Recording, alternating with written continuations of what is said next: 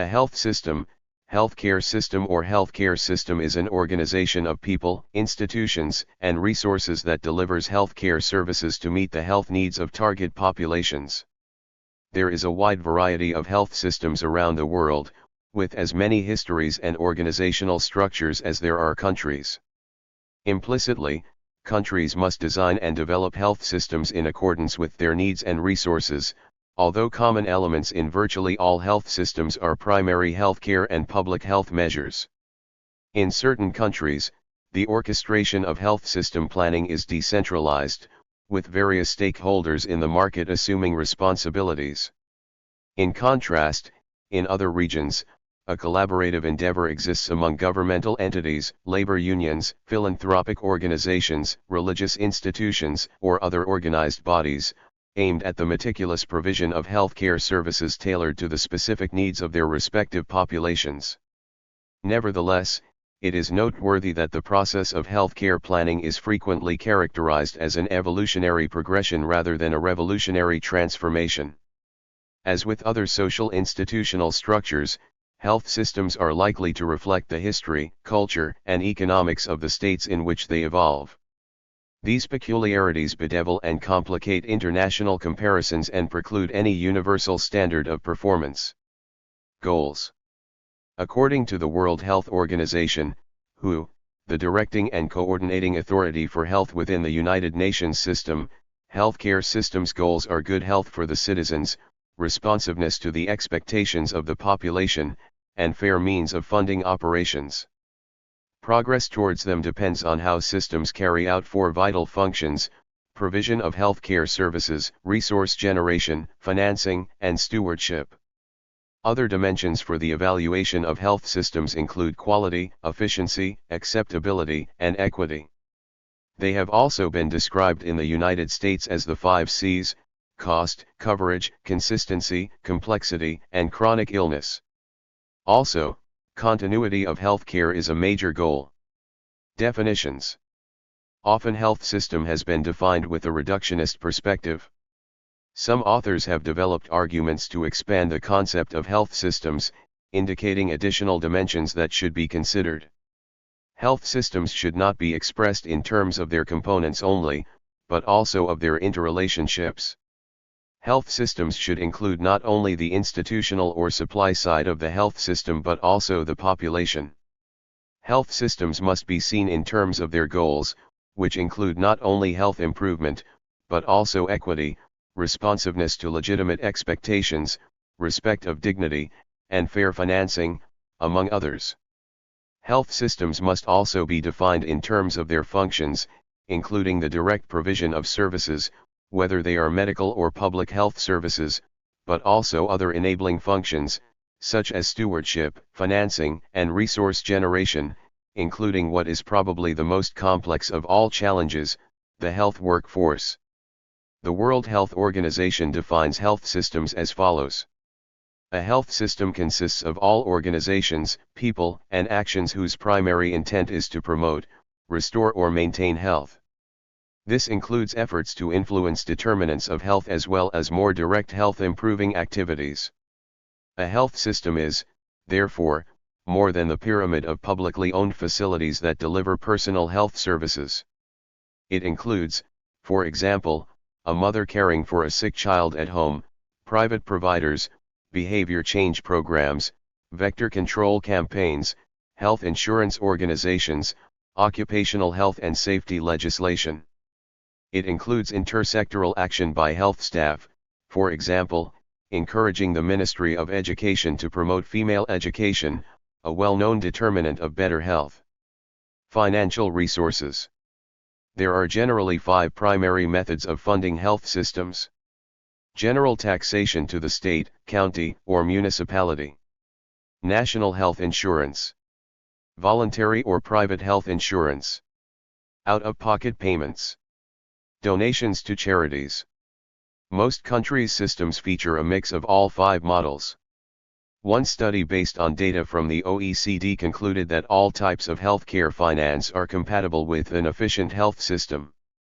The study also found no relationship between financing and cost control. Another study examining single-payer and multi-payer systems in OECD countries found that single-payer systems have significantly less hospital beds per 100,000 people than in multi-payer systems.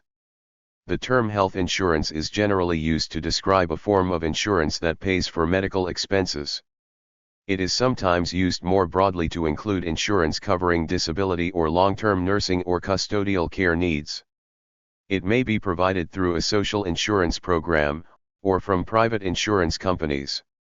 It may be obtained on a group basis, example by a firm to cover its employees, or purchased by individual consumers.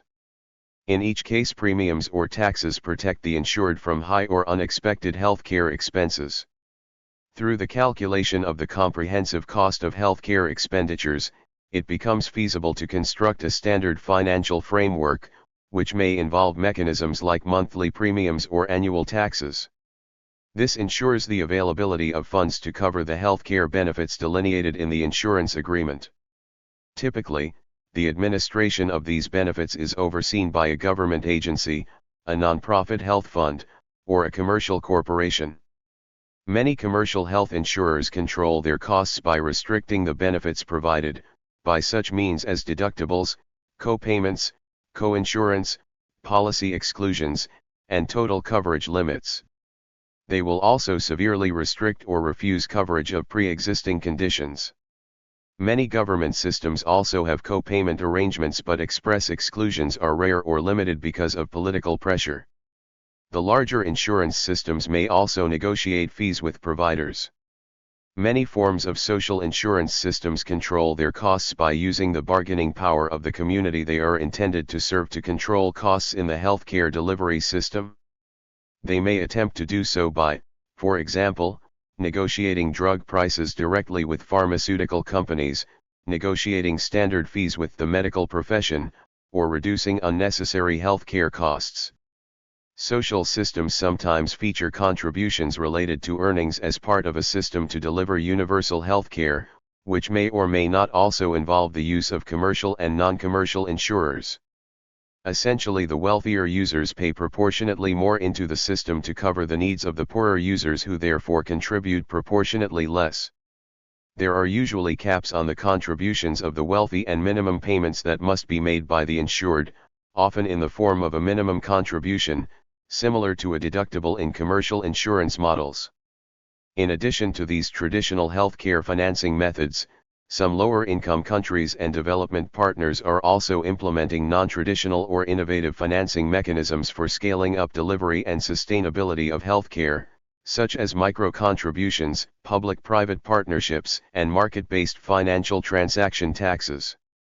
For example, as of June 2011, UNITED had collected more than $1 billion from 29 member countries, including several from Africa, through an air ticket solidarity levy to expand access to care and treatment for HIV/AIDS, tuberculosis, and malaria in 94 countries. Payment models. In most countries, wage costs for healthcare practitioners are estimated to represent between 65% and 80% of renewable health system expenditures. There are three ways to pay medical practitioners: fee-for-service, capitation, and salary. There has been growing interest in blending elements of these systems. Fee-for-service arrangements pay general practitioners, GPS, based on the service. They are even more widely used for specialists working in ambulatory care. There are two ways to set fee levels. By individual practitioners.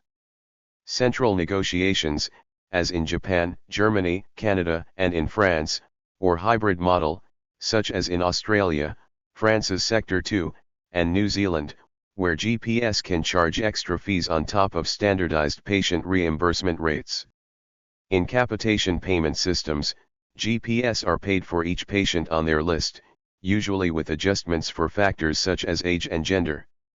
According to OECD, Organization for Economic Cooperation and Development, these systems are used in Italy, with some fees, in all 4 countries of the United Kingdom, with some fees and allowances for specific services, Austria, with fees for specific services, Denmark, 1/3 of income with remainder fee for service, Ireland, Since 1989, the Netherlands, fee-for-service for privately insured patients and public employees, and Sweden, from 1994.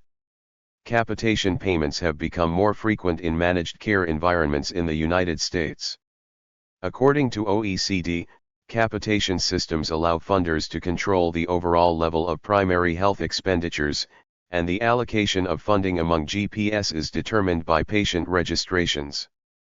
However, under this approach, GPS may register too many patients and underserve them, select the better risks and refer on patients who could have been treated by the GP directly. Freedom of consumer choice over doctors, coupled with the principle of money following the patient, may moderate some of these risks. Aside from selection, these problems are likely to be less marked than under salary-type arrangements. Salary arrangements. In several OECD countries, general practitioners, GPS, are employed on salaries for the government. According to OECD, salary arrangements allow funders to control primary care costs directly. However, they may lead to underprovision of services, to ease workloads, excessive referrals to secondary providers, and lack of attention to the preferences of patients. There has been movement away from this system. Value-based care. In recent years, providers have been switching from fee-for-service payment models to a value-based care payment system, where they are compensated for providing value to patients. In this system, providers are given incentives to close gaps in care and provide better quality care for patients. Information resources. Sound information plays an increasingly critical role in the delivery of modern healthcare and efficiency of health systems. Health informatics, the intersection of information science, medicine, and healthcare, deals with the resources, devices, and methods required to optimize the acquisition and use of information in health and biomedicine. Necessary tools for proper health information coding and management include clinical guidelines, formal medical terminologies, and computers and other information and communication technologies. The kinds of health data processed may include patients' medical records, hospital administration and clinical functions, and human resources information. The use of health information lies at the root of evidence-based policy and evidence-based management in healthcare. Increasingly, information and communication technologies are being utilized to improve health systems in developing countries through the standardization of health information, computer-aided diagnosis and treatment monitoring, informing population groups on health and treatment.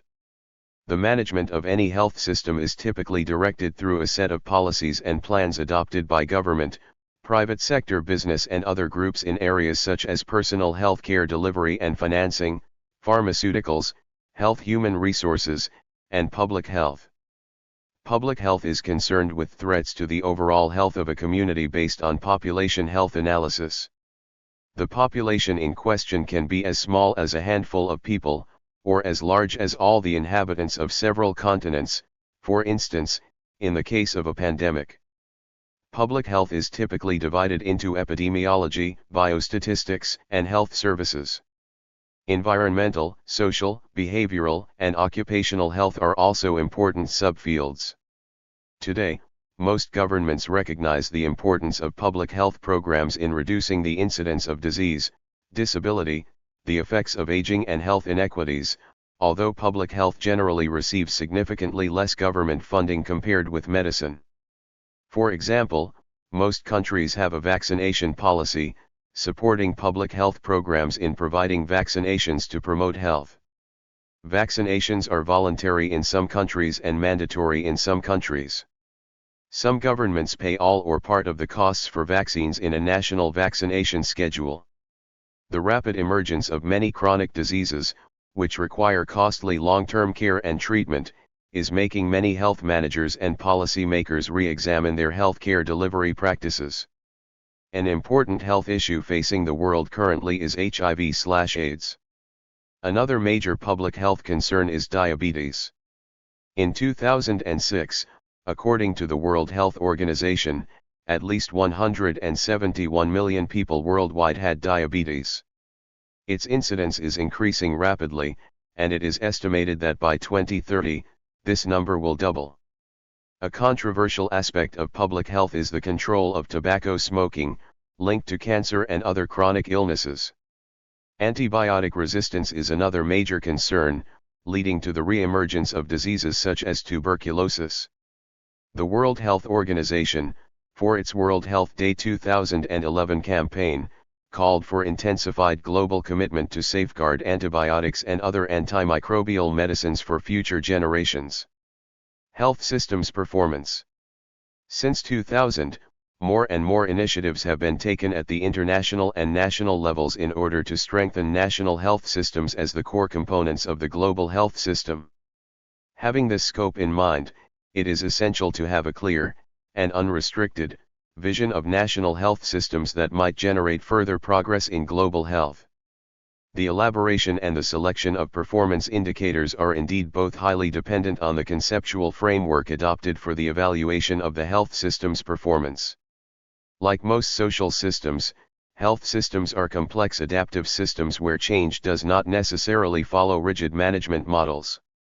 In complex systems, path dependency, emergent properties, and other nonlinear patterns are seen, which can lead to the development of inappropriate guidelines for developing responsive health systems. Quality frameworks are essential tools for understanding and improving health systems. They help define, prioritize, and implement health system goals and functions.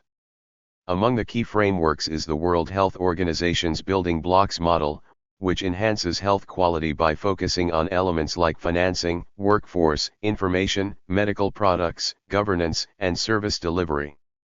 This model influences global health evaluation and contributes to indicator development and research. The Lancet Global Health Commission's 2018 framework builds upon earlier models by emphasizing system foundations, processes, and outcomes, guided by principles of efficiency, resilience, equity, and people-centeredness. This comprehensive approach addresses challenges associated with chronic and complex conditions and is particularly influential in health services research in developing countries. Importantly, recent developments also highlight the need to integrate environmental sustainability into these frameworks, suggesting its inclusion as a guiding principle to enhance the environmental responsiveness of health systems. An increasing number of tools and guidelines are being published by international agencies and development partners to assist health system decision-makers to monitor and assess health systems strengthening, including human resources development using standard definitions, indicators, and measures. In response to a series of papers published in 2012 by members of the World Health Organization's Task Force on Developing Health Systems Guidance, researchers from the Future Health Systems Consortium argue that there is insufficient focus on the policy implementation gap. Recognizing the diversity of stakeholders and complexity of health systems is crucial to ensure that evidence-based guidelines are tested with requisite humility and without a rigid adherence to models dominated by a limited number of disciplines. Healthcare services often implement quality improvement initiatives to overcome this policy implementation gap.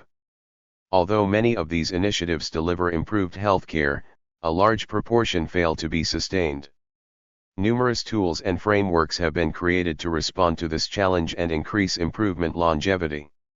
One tool highlighted the need for these tools to respond to user preferences and settings to optimize impact.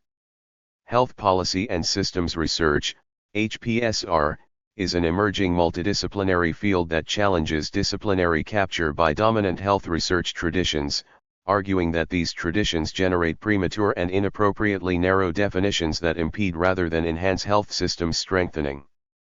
HPSR focuses on low and middle-income countries and draws on the relativist social science paradigm, which recognizes that all phenomena are constructed through human behavior and interpretation. In using this approach, HPSR offers insight into health systems by generating a complex understanding of context in order to enhance health policy learning. HPSR calls for greater involvement of local actors, including policymakers, civil society, and researchers, in decisions that are made around funding health policy research and health systems strengthening. Spending. Expand the OECD charts below to see the breakdown.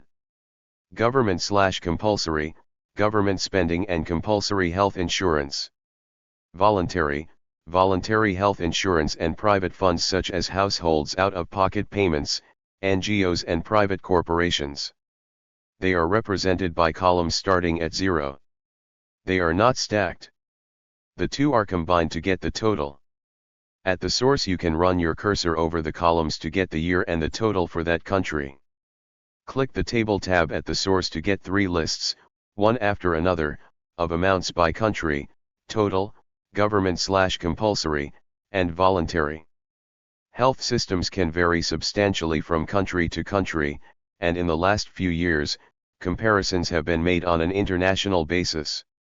The World Health Organization, in its World Health Report 2000, provided a ranking of health systems around the world according to criteria of the overall level and distribution of health in the populations, and the responsiveness and fair financing of healthcare services. The goals for health systems, according to the WHO's World Health Report 2000, health systems, improving performance, WHO, 2000, are good health, responsiveness to the expectations of the population, and fair financial contribution. There have been several debates around the results of this WHO exercise and especially based on the country ranking linked to it, insofar as it appeared to depend mostly on the choice of the retained indicators. Direct comparisons of health statistics across nations are complex. The Commonwealth Fund, in its annual survey, Mirror on the Wall, compares the performance of the health systems in Australia, New Zealand, the United Kingdom, Germany, Canada, and the United States. Its 2007 study found that, although the United States system is the most expensive, it consistently underperforms compared to the other countries. A major difference between the United States and the other countries in the study is that the United States is the only country without universal health care. The OECD also collects comparative statistics, and has published brief country profiles. Health Consumer Powerhouse makes comparisons between both national healthcare systems in the Euro Health Consumer Index and specific areas of healthcare such as diabetes or hepatitis. Ipsos Mori produces an annual study of public perceptions of healthcare services across 30 countries. Physicians and hospital beds per 1,000 inhabitants vs. healthcare spending in 2008 for OECD countries. The data source is OECD.org, OECD. Since 2008, the US experienced big deviations from 16% GDP. In 2010, the year the Affordable Care Act was enacted, healthcare spending accounted for approximately 17.2% of the US GDP.